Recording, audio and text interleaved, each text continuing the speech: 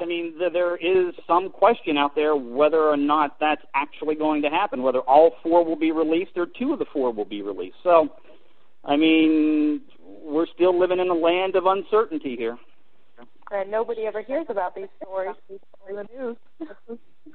Right. I mean, as long as you objectify these people and, you know, you label them, I'm here to tell you that I go and I visit a human being every month who has a mother, who has cancer, who has a brother. I mean, I can't even fathom what the United States would do with another country who would hold our citizens for 7.5 years without any kind of charge.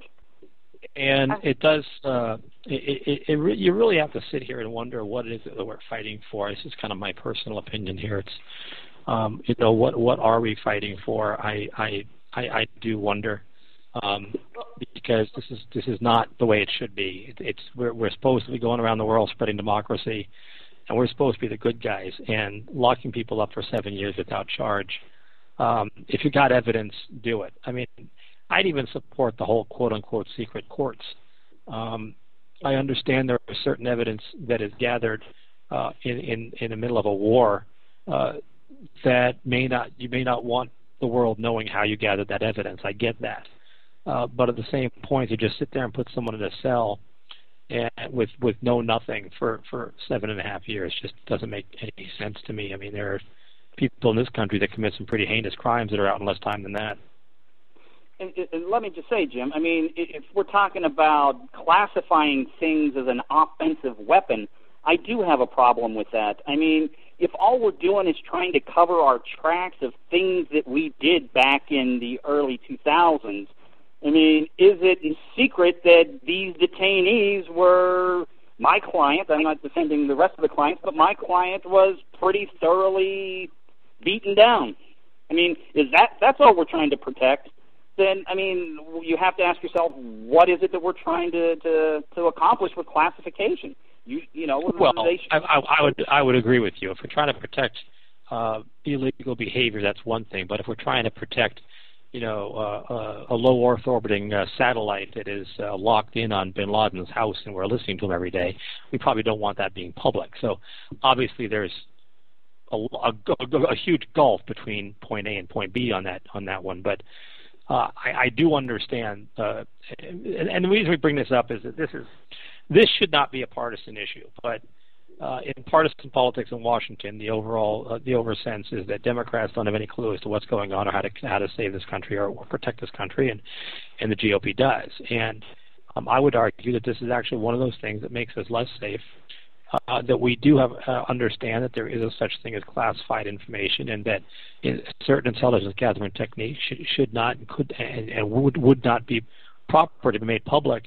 But at the same point, if you're holding a human being, you can't just hold them forever. It doesn't make any sense. It stands everything upside down on its head. So, I'll be honest with you, Major. I did not in a million years when those towers came down did I think that so would that Constitution. I never thought so. I never thought that we would stoop to the level this country has done in the name of our own defense. And I cannot help but think of the words of Benjamin Franklin. He said, "A man who gives up his liberty for his safety deserves neither." Exactly, Jim. But you know what is that? I mean, there are some real heroes in this story. I mean, the United States military, the officers in the military, we do hundreds of thousands of interactions every day. And I mean, I'm here to tell you that 99.9% of my colleagues, the officer corps, we believe in the Geneva Convention. We're honorable. We're the best military that the world has ever known. Amen. No, and I agree, and I think it's pathetic how a political branch of government has besmirched the name of the United States. All of us. I mean, I'm a proud American. Obviously, you are too. We all serve our country in different ways, and these boys go out there and put their lives on the line for an idea. And this is something that I talk about on this show constantly. This is the only country in the world that was founded on an idea.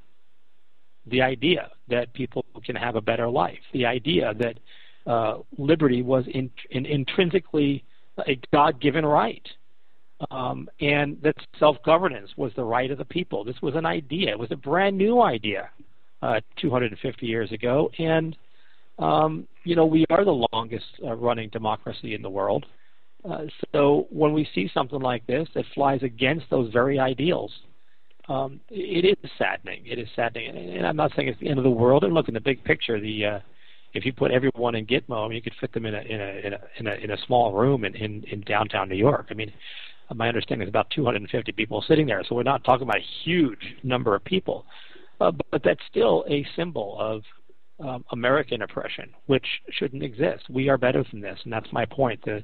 The country that our boys, our sons and daughters are dying for today is better than this, and they deserve better, and we deserve better. And this is one of those wrongs that I think should be righted, and it should be righted as quickly as is humanly possible. I mean, I understand the president can only do so much so fast. Sure. But this guy's sitting in a jail cell, and maybe he's guilty of sin. I don't know, but he at least should have the right to get in front of a judge. I mean, can we at least give a bare minimum of that? Right, and I mean, give us a fair system as well. I mean, I think that's the least we can do after 7.5 years. I mean, the simple fact of the matter is that I've dealt with hundreds and thousands of criminal cases, and I'm willing to go out on the line here and say that he is not guilty of what he is charged of. You know, the general nature of the charges. I mean, it boggles my mind. I have no words for it. You know, but one thing I would like to say too, though, is that so many people that I come in contact with think that Guantanamo Bay is over for all intent and purposes, and that that sunlight will come in and the detainees are now happy and it's like summer camp and the food's great. And I'm here to tell you, I think that the conditions in Guantanamo Bay have actually deteriorated since January. Now that everybody's turned their eyes away. No, that's news. Sure. I mean, I'll give you a specific example. I received a letter this week from my client, and it was opened in the most ingenious way and resealed. It was marked attorney-client mail, but, somebody thought that they should have a right to see what an attorney and a client talk about in private. So it was opened and resealed. That never happened under the former administration. So you tell me. I mean, now that the pressure's off, people assume that it's over, and let's get on with happier things. I'm here to tell you, Fayiz al-Kandari is still imprisoned every bit as much as he has been for the past 7.5 years. I know that you said that you have no words. I have 2 words: habeas corpus.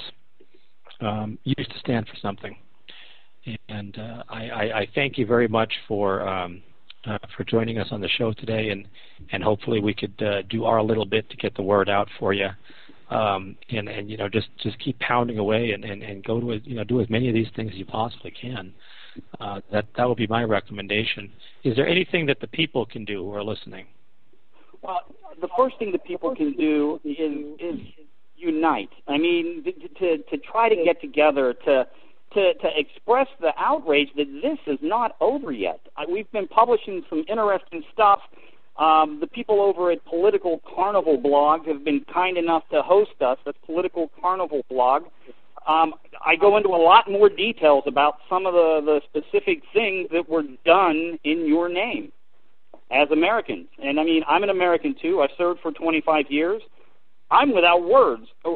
My meter doesn't even fathom what a soldier would be thinking to get involved in torture. I mean, to me, I've learned the Geneva Convention's solid for the past 25 years. Torture? Are you kidding? I wish there was words that I could say, but we've got to do something. Major Barry Wingard, representing one of the Guantanamo Bay detainees, thank you very much for joining us today. I do appreciate you coming on board, and hopefully we can do some more to help you guys out. This is Common Sense Radio, and we're going to catch you guys the backside of the break.